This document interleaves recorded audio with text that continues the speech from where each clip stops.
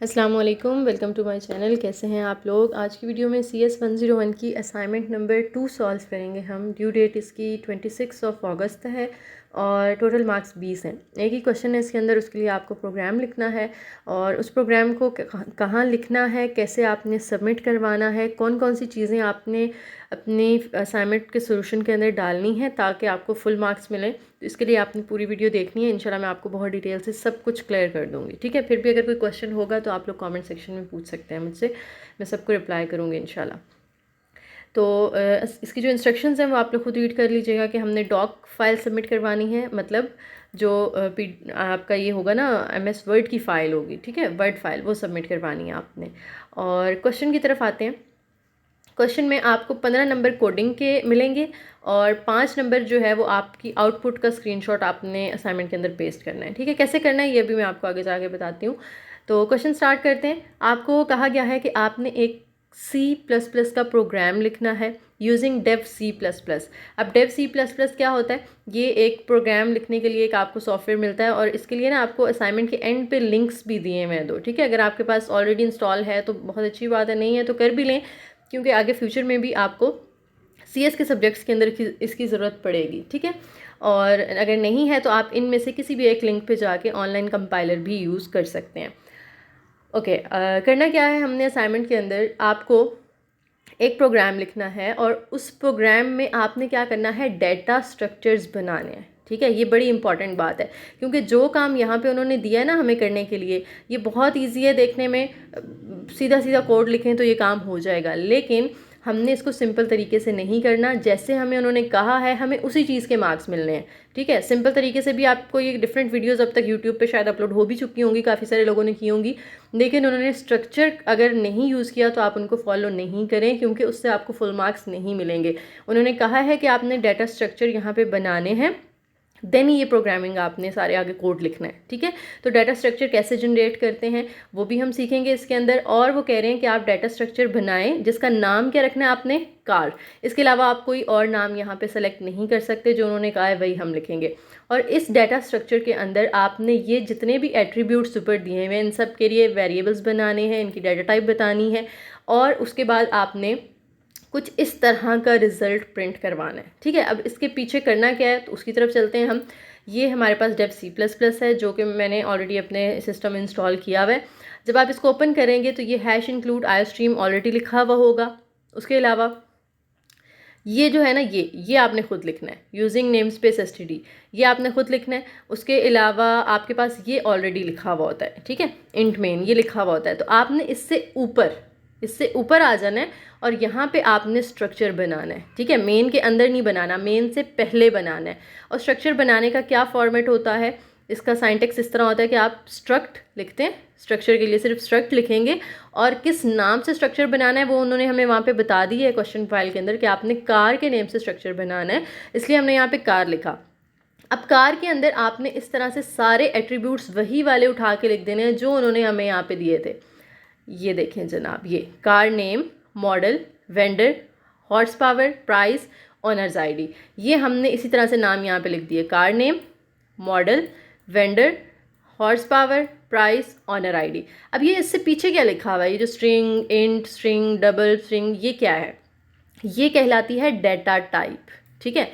ये जो है ना ये वेरिएबल या एट्रीब्यूट कहलाता है और ये कहलाती है डाटा टाइप।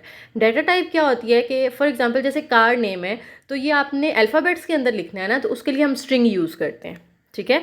और स्ट्रिंग जो है ये बेसिकली अल्फ़ाबेट्स और नंबर्स दोनों के लिए चल जाती है। जहाँ पे मिक्सचर आना होता है ना नंबर्स का और अल्फ़ाबेट्स का, यानी इंटीजर्स का और अल्फ़ाबेट्स का, तो वहाँ पे हम स्ट्रिंग यूज़ करते हैं। और अगर सिर्फ अल्फ़ाबेट्स हों तो भी हम स्ट्रिंग यूज़ कर सकते हैं। उसके बाद इंट जो है ये कहाँ यूज़ होता है, जब आपने सारे इंटीजर्स, जैसे मॉडल है ना, मॉडल अगर आप आउटपुट में देखें तो हमने किस तरह से बताना है, 2018 सारे नंबर्स हैं ना, इंटीजर्स हैं, तो उसके लिए हमने इंट डाटा टाइप लिखी। उसके बाद वेंडर दोबारा से देखें अल्फ़ाबेट्स आ गए तो इसके लिए हम स्ट्रिंग लिखेंगे। हॉर्स पावर के अंदर दोबारा से नंबर्स हैं तो इनके लिए हम इंटीजर्स यानी इंट लिखेंगे। प्राइस जो है ये भी नंबर्स में आ रही है, लेकिन प्राइस के लिए क्या फ़र्क आएगा, देखें प्राइस के लिए मैंने यहाँ पे डबल लिखा है।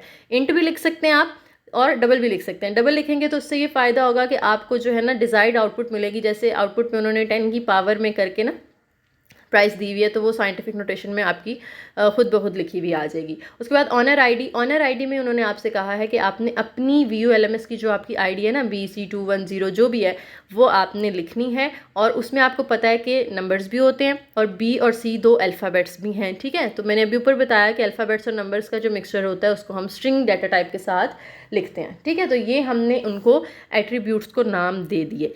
देन हमने क्या करना है, अगर हम यहाँ जाएं तो पहला स्टेप हमने कर लिया है कि डाटा स्ट्रक्चर डिफाइन कर लिया है और उसके अंदर ये सारे एट्रीब्यूट्स भी लिख लिए हैं और उनको अप्रोप्रिएट वेरिएबल्स के साथ मेंशन कर दिया हमने, ठीक है। ये काम हो गया। अब उसके बाद आपने ये जो है ये शो करवाना है, और ये कैसे शो करवाना है कि आपने एंटर कार नेम ये लिखा हुआ नज़र आना चाहिए यूज़र को, और यूज़र आगे से नाम देगा। ये सिविक जो लिखा हुआ ना ये यूज़र टाइप करेगा, वो अपनी मर्ज़ी से कोई भी नाम टाइप कर सकता है। फिर एंटर कार मॉडल उसको शो होना चाहिए, फिर वो आगे उसका मॉडल खुद लिखेगा। फिर आपने एंटर कार वेंडर शो करवाना है, फिर वो उसका आगे वेंडर खुद लिखेगा, ठीक है। तो ये कैसे करना है हमने, तो उसके लिए हम मेन के अंदर आ जाते हैं, और मेन के अंदर हमने सबसे पहले कॉल करना है जो हमने ऊपर डाटा स्ट्रक्चर बनाया था कार के नेम से। और उसको कॉल करने का तरीका क्या होता है, आप उसके साथ एक ऑब्जेक्ट डिफाइन करते हैं, ठीक है। एक ऑब्जेक्ट डिफाइन करते हैं। अब ऑब्जेक्ट को कोई भी नाम आप दे सकते हैं, कार का नाम चेंज नहीं करना, ऊपर भी जो हमने लिखे थे इनमें से कुछ भी आपने चेंज नहीं करना, ठीक है। ये आप चेंज कर सकते हो, ऑब्जेक्ट पूरा लिख लें या ABC लिख लें, सिर्फ A लिख लें, B लिख लें, X लिख लें, Y लिख लें, ठीक है। कोई भी अल्फ़ाबेट आप यहाँ पे लिख सकते हैं। उसके बाद ये हमने क्यों लिखा है, ये तरीका होता है डाटा स्ट्रक्चर को एक्सेस करने का, ठीक है। डाटा स्ट्रक्चर के अंदर ये जितनी वैल्यूज़ पड़ी है ना उनको एक्सेस करने के लिए हमने ऑब्जेक्ट यहाँ पे डिक्लेयर किया। अब ये ऑब्जेक्ट आगे हर किसी के साथ आएगा। देखें, सबसे पहले हमने यहाँ पे शो करवाना है एंटर कार नेम। अच्छा, अब जो हमने शो करवाना होता है ना एज इट इज़, उसको हम इस तरह से लिखते हैं, सी आउट एंगल ब्रैकेट लगाते हैं ओपन, ठीक है। और जो हमने एज इट इज़ शो करवाना है उसको हम इन्वर्टेड कॉमास के अंदर लिखते हैं। इन्वर्टेड कॉमास लगाएंगे, एंटर कार नेम और ये कॉलन लगा दिया हमने, ये एज इट इज़ प्रिंट होगा, इसमें कोई चेंजिंग नहीं करेगा हमारा सिस्टम, एज इट इज़ इसको शो करवा देगा। अब जब ये प्रिंट होना है तो उसके बाद यूज़र ने क्या करना है, नाम लिखना है कार का। अब वो हमने उससे इनपुट लेनी है, तो उसके लिए सी इन यूज़ होता है, और सी इन के लिए जो एंगल ब्रैकेट है ना ये इस तरह से ग्रेटर देन के साइन के साथ आती है। और उसके बाद हमने जो उसने नाम एंटर करना है, फॉर एग्जांपल वो सिविक एंटर करता है, तो वो सिविक को कहाँ जाके स्टोर करे हमारा कंप्यूटर, वो प्रोग्राम के अंदर कार नेम जो ऊपर लिखा था ना हमने ये वाला कार नेम यहाँ जाके स्टोर करेगा। और उसको स्टोर करने के लिए हमने यहाँ पे OBJ डॉट लाजमी लिखना है ऑब्जेक्ट। ये मैंने दोबारा से बता रही हूँ, डाटा स्ट्रक्चर को एक्सेस करने का तरीका है। जब तक आप ऑब्जेक्ट डॉट लिख के आगे नाम नहीं लिखेंगे ना एट्रीब्यूट का, तब तक वो उसको एक्सेस नहीं कर पाएगा, ठीक है। जो आपने यहाँ नाम देना, अगर आपने इधर पूरा ऑब्जेक्ट लिखा है तो आप इधर भी पूरा ऑब्जेक्ट लिखेंगे, अगर आपने इधर ABC लिखा है तो आप इधर भी ABC डॉट लिखेंगे, ठीक है। ये सेम रखना है आपने इनको।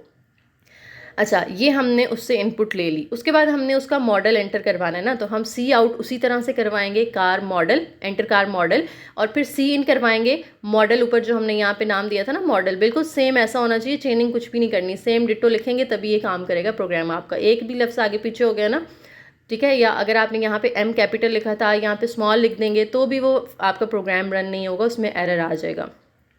उसके साथ भी इसी तरह से हमने उसको एक्सेस करवाने के लिए ऑब्जेक्ट डॉट लिख दिया, ठीक है। फिर इसी तरह से कार वेंडर आपने आउटपुट दी, उसने यूज़र ने एंटर करनी है इनपुट, उसके लिए सी इन करवा दिया हमने ऑब्जेक्ट डॉट वेंडर। इसी तरह से कार की हॉर्स पावर, वो आपने ऑब्जेक्ट डॉट हॉर्स पावर ले ली, उसके बाद कार की प्राइस ले ली, उसके बाद ऑब्जेक्ट की ऑनर आईडी ले ली। यहाँ तक तो ये सेम चीज़ आगे रिपीट होती जा रही है, ठीक है। देन आप आ जाएं आगे, तो इसके बाद लिखा हुआ आता है values are stored in car variable. तो अब आपने ये एज इट इज़ प्रिंट करवाना है, तो इसलिए हम सी आउट करके इसको इन्वर्टेड कॉमास में लिख देंगे, values are stored in car variable. और ये एंड एल क्या है, एंड एल यहाँ पे इसलिए हम यूज़ करें कि ये उससे आगे जो काम करेंगे ना वो नेक्स्ट लाइन में ले जाएगा, वरना वो आउटपुट में इस यहाँ पे कॉलम के बाद ही आगे लिखना शुरू कर देगा, ठीक है। लेकिन हमने यहाँ पे नहीं करना, ये कॉलम आप बेशक हटा दें क्योंकि हमें आई थिंक यहाँ पे नज़र नहीं आ रहा, हाँ जी फुल स्टॉप नज़र आ रहा है, ठीक है। तो यहाँ पे फुल स्टॉप लगा दें, ओके। अब ये एंड एल क्या करेगा, नेक्स्ट लाइन में ले जाएगा आपका आगे टेक्स्ट। और ये एंड वन नहीं है, अक्सर बच्चे गलती करते हैं, एंड एल, ठीक है। फिर से बता रही हूँ, एंड एल। ये बड़े मुझे कमेंट्स आते हैं, बड़े इश्यूज आते हैं इनबॉक्स के अंदर भी कि जी हमारा कोड रन नहीं हो रहा, तो वो गलती यहीं पे कर रहे होते हैं जब भी मैं स्क्रीनशॉट मंगवाती हूँ, वन लिख रहे होते हैं, ये एंड एल है, स्मॉल एल, ठीक है। उसके बाद नेक्स्ट हमने क्या करना है, अगर आप नीचे वाली स्लाइड पे आ जाएं तो यहाँ तक हमने काम कर लिया है। अब करना है the stored vehicle information is, आगे कॉलन, ये हमने एज इट इज़ प्रिंट करवाना था तो उसको हमने as it is inverted commas के अंदर लिख दिया, सी आउट करवा दिया, the stored vehicle information is, और आगे एंडर लगा दिया कि अब इन्फॉर्मेशन अगली लाइन से वो शुरू करे। अब इन्फॉर्मेशन है क्या, देखें, सबसे पहले नेम, और वही नेम जो उसने एंटर किया है, ठीक है। तो ये नेम तो एज इट इज़ प्रिंट होना है ना, मॉडल भी एज इट इज़ प्रिंट होना है, वेंडोर भी, प्राइस भी, ये चीज़ें सेम आनी है, लेकिन ये वो होंगी जो यूज़र एंटर करेगा, ठीक है। तो ये जो सेम आनी है वो आपको ऑलरेडी पता है कि हम क्या करते हैं, इन्वर्टेड कॉमर्स के अंदर लिखते हैं, तो सी आउट करवाएंगे हम नेम इन्वर्टेड कॉमर्स के अंदर लिख के, फिर दोबारा से आपने एंगल ब्रैकेट लगानी है, लेस देन के 2 साइन लगाने हैं, और कार का नेम हमने कहाँ पे स्टोर करवाया था, हमने इसके अंदर स्टोर करवाया था, जब यूज़र ने एंटर किया था ना, तो ऑब्जेक्ट डॉट कार नेम के अंदर स्टोर हुआ था। तो ये यहाँ से ऑब्जेक्ट डॉट कार नेम वो आपने आउटपुट दे देनी है, ठीक है। फिर एंडल करवा दिया कि अब नेक्स्ट लाइन में चले जाओ, मॉडल की हेडिंग दी, उसके बाद ऑब्जेक्ट डॉट मॉडल के अंदर इसकी वैल्यू पड़ी हुई है वो उठा लो, फिर वेंडर क्या हमने हेडिंग दी जो आउटपुट हमने करवानी है, फिर ऑब्जेक्ट डॉट वेंडर हमने लिखा तो उसने ऑब्जेक्ट डॉट वेंडर के अंदर यहाँ पे जो वैल्यू स्टोर की थी वो यहाँ पे वो प्रिंट करवा देगा, ठीक है। सिमिलरली आपने प्राइस के लिए इंजन पावर वो हॉर्स पावर है, लेकिन उन्होंने यहाँ पे ना इंजन पावर लिखा था, ऊपर उन्होंने हॉर्स पावर लिखा था, यहाँ पे इंजन पावर था, तो मैंने उसको बिल्कुल जैसा उन्होंने दिया था हमने वैसा कर दिया, ठीक है। उसके बाद प्राइस ऑनर आईडी तो वो आपकी एज इट इज़। अच्छा, एक और बात यहाँ पे मैं भूल गई बताना, जो आईडी है ना वो आपने लाजमी इधर जब एंटर करनी है यहाँ पे, ठीक है। आप जब एंटर करेंगे तो आपने अपनी आईडी करनी है, तभी मार्क्स मिलेंगे। आप असाइनमेंट फाइल में भी देख लें, नीचे लिखा हुआ है, अगर आप अपनी स्टूडेंट व्यू आईडी नहीं लिखते तो no marks will be awarded, कोई मार्क्स नहीं मिलने वाले आपको, ठीक है। ये बातों का ख्याल रखिएगा। अच्छा, अब यहाँ पे कोड हमारा हो गया एंड, क्योंकि हमने इतना ही काम करवाना था कि जो इन्फॉर्मेशन यूज़र ने एंटर की थी वो सारी हमने उसको एज इट इज़ दोबारा से दिखा दी है। अब आपने इसको रन कैसे करना है, आउटपुट कैसे निकालनी है, ये आपको बटन नज़र आ रहा है ऊपर, ये वाला कंपाइल एंड रन, या इसको क्लिक कर रहे हैं आपने या कीबोर्ड से F11 प्रेस करना है, तो हम F11 प्रेस करते हैं।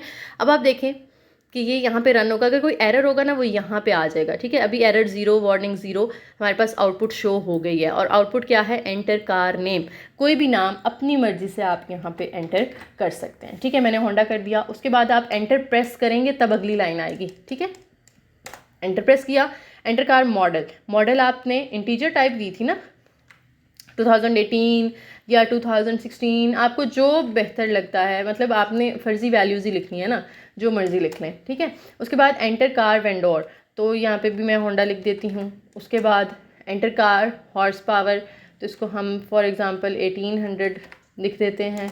देन एंटर कार प्राइस आपने लिखनी है, फॉर एग्ज़ाम्पल मैं इसको लिख देती हूँ 30 लाख, 1 2 3 4 5 6, ठीक है।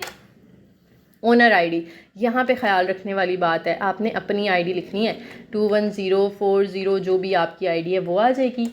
फिर एंटर प्रेस करेंगे तो अब देखें अगला सारा डाटा उसने खुद ही लिख दिया। Values are stored in car variable and the stored vehicle information is name Honda, model this, vendor this, price देखिए उसी तरह से वो ई की पावर में दे रहा है, ठीक है, साइंटिफिक नोटेशन में करके ना ई पार्ट। उसके बाद इंजन पावर भी दे दी और ऑनर आईडी भी दे दी उसने। अब आपने सबमिट कैसे कराना है, इसको वाइट फाइल खोलनी है, और ये अपनी आदत बना लें कि आपने ना पहली लाइन में हमेशा अपनी आईडी लिखनी होती है। किसी भी सब्जेक्ट की असाइनमेंट आप कर रहे हैं, ये आदत बना लें कि आपने फर्स्ट लाइन में, अक्सर ये असाइनमेंट्स में इंस्ट्रक्शंस में लिखा भी हुआ होता है, इसमें नहीं लिखा हुआ, लेकिन आपको पता होना चाहिए कि पहली लाइन में हमेशा आपने अपनी आईडी लिखनी है। उसके बाद आप जो है वो CS 101 असाइनमेंट 2 कुछ भी जो आपको बेहतर लगे, ठीक है, हेडिंग देनी है दे लें। उसके बाद क्वेश्चन नंबर 1 की हेडिंग दें, और आपने फिर हेडिंग देनी है कोड की, ठीक है। हेडिंग्स को तो आप एडिटिंग तो आती होगी ना, अब आपको इसके अंदर फॉर्मेटिंग कैसे करनी है, हेडिंग बोल्ड कर देनी है, थोड़ा सा साइज़ बड़ा कर देना है, ठीक है। अब कोड इधर जाना है आपने, दोबारा से डेव के अंदर सारा यहाँ से शुरू से लेकर एंड तक आपने करना है सिलेक्ट, उसको करना है कॉपी Ctrl+C के साथ। देन आपने चले जाना है अपने वर्ड डॉक्यूमेंट पे, Ctrl+V करना है, तो ये सारा आपका जो कोड है यहाँ पे पेस्ट हो जाएगा, ठीक है। ये देखें जी, कोड पेस्ट हो गया। अब इधर कोई चेंजिंग नहीं करनी, कोई स्पेस कोई कुछ देने की ज़रूरत नहीं है, जैसी स्पेसेस आ रही हैं, ये अंडरलाइन हुआ हुआ है, रेड ब्लू जो मर्जी है उसको छेड़ना नहीं है, ठीक है, क्योंकि उन्होंने हो सकता है कि चेकिंग के दौरान वो यही आपका कोड उठा के डेव के अंदर पुट करें और उसको रन करके देखें कोई एरर तो नहीं आ रहा, ठीक है। तो ये आपने इसको छेड़ना नहीं है, ओके। उसके बाद हम आउटपुट की हेडिंग देते हैं, क्योंकि उन्होंने हमसे कहा था कि आउटपुट का भी स्क्रीनशॉट आपने पेस्ट करना है। आउटपुट की हेडिंग दी। अब आउटपुट कहाँ आ रही थी, आपने जब इसको रन किया था ना, रन करके हमने जो लिखा था, ठीक है, ये लिखा था, आप दोबारा कर लीजिएगा ना, क्योंकि आपका तो ये ख़त्म हो जाएगा। आप क्या करेंगे, यहाँ से इसको रन करेंगे दोबारा, और जो जो इन्फॉर्मेशन आपने एंटर करनी है, मैं इसको दोबारा फिल कर देती हूँ आप लोगों के लिए अपनी मर्ज़ी से, ठीक है, सेम नहीं करनी जैसी मैं कर रही हूँ। अपनी मर्ज़ी से कोई भी इंफॉर्मेशन आपने एंटर करके और इसका स्क्रीनशॉट लेना है। कैसे लेना है मैं अभी बताती हूँ आपको। ऑनर आईडी आ जाएगी, ठीक है, ये हमारी आ गई। अब स्क्रीनशॉट कैसे लेना है, अगर तो विंडोज़ 10 है मेरे ख्याल से, उससे नीचे वालों पे भी ये काम करती है शॉर्टकट की आई थिंक, तो मैं दोनों तरीके बता देती हूँ शॉर्टकट की लेने, स्क्रीनशॉट लेने के। एक तो विंडोज़ का जो बटन होता है ना कीबोर्ड पे, विंडोज़, शिफ्ट और एस, तीनों बटन्स को एक साथ प्रेस करना है आपने, ठीक है। तो ये इस तरह से स्क्रीन के ऊपर आपको नज़र आएगा। आपने किस तरह का स्क्रीनशॉट लेना है, ये बॉक्स पे क्लिक करना है आपने, और जितना एरिया आप यहाँ पे सेलेक्ट करेंगे सिर्फ उतने का ही ये स्क्रीनशॉट आपको कैप्चर करके देगा, ठीक है। ये हो गया कैप्चर। अब हमने जाना है वर्ड डॉक्यूमेंट पे, यहाँ पे इसे कर देना है हमने पेस्ट, ठीक है। ये हमारा आ गया आउटपुट का स्क्रीनशॉट, ठीक है। अगर तो आपकी ये शॉर्टकट की आपके सिस्टम में काम नहीं करती, तो then you just have to press the print screen button. आपको कीबोर्ड के ऊपर प्रिंट स्क्रीन का बटन मिल जाएगा, PRTSCN लिखा हुआ होता है, ठीक है। आप इधर जाएं, ये जो आपकी आउटपुट स्क्रीन थी, प्रिंट स्क्रीन पे आप क्लिक करेंगे तो फिर भी ये शो हो जाएगा, ठीक है। अगर ये शो नहीं भी होता, समटाइम्स क्या होता है ये शो नहीं होता, आप प्रिंट स्क्रीन पे क्लिक करें तो ये शो नहीं भी हुआ, तो मतलब ये है कि आपकी स्क्रीन प्रिंट हो चुकी है, ठीक है।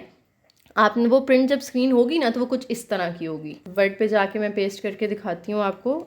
ये पेस्ट की ना मैंने यहाँ पे इस तरह से, Ctrl+V से अगर पेस्ट नहीं हो रही ना, तो आप यूँ पेस्ट कर सकते हैं, ठीक है। ये देखें, प्रिंट स्क्रीन से वो पूरी उसकी स्क्रीन की आपकी ले लेगा स्क्रीनशॉट। तो आपने क्या करना है, फॉर्मेटिंग में जाना है, यहाँ से इसको कर लेना है क्रॉप। जितना हिस्सा आपको चाहिए उतना हिस्सा आप रखेंगे और बाकी आप जो है वो क्रॉप कर दें, ठीक है।